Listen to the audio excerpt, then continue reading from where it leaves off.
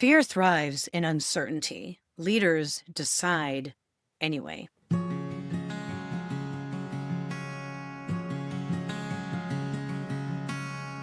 Last week, we talked about awareness, how recognizing the state you're in can change the way fear operates in your mind.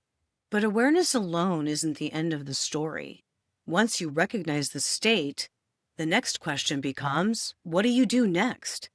These ideas are something I've been developing for a long time, both in my psychology work and in broadcasting. And they became the foundation of my new book, Flipping the Format on the Fear of Failure. Own your WKRP and flip the format on fear. Because one of the places fear shows up most consistently is uncertainty, not danger, uncertainty. The human brain doesn't like ambiguity. When the outcome isn't clear, the nervous system tries to fill in the blanks. And when it does, it often fills in those blanks with worst case scenarios. What if this fails? What if I make the wrong call? What if the decision closes the wrong door? So people wait. They wait for more information. They wait for more confidence. They wait for certainty. But here's the problem. Certainty almost never arrives.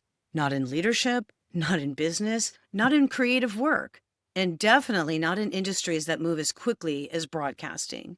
If you spend time around leaders long enough, you begin to notice something interesting.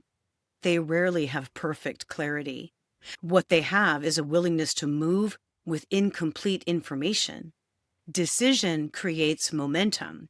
Waiting amplifies fear.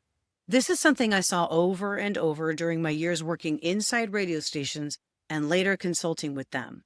Stations operate in an environment where the landscape shifts constantly. Formats change, technology evolves, audience behavior moves faster than anyone expects.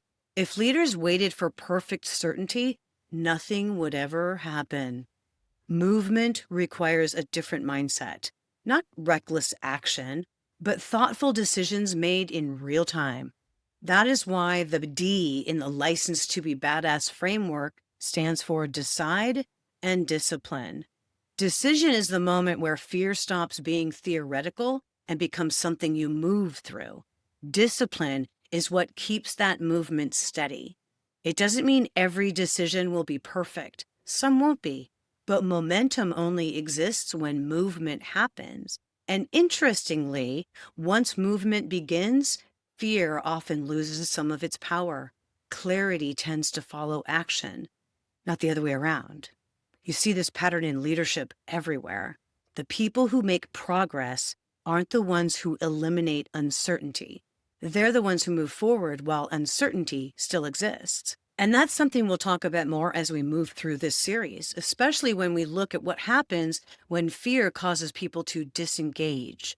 Because that's the other way fear quietly shapes behavior. But for now, if uncertainty is showing up in your life or your leadership right now, here's something worth considering.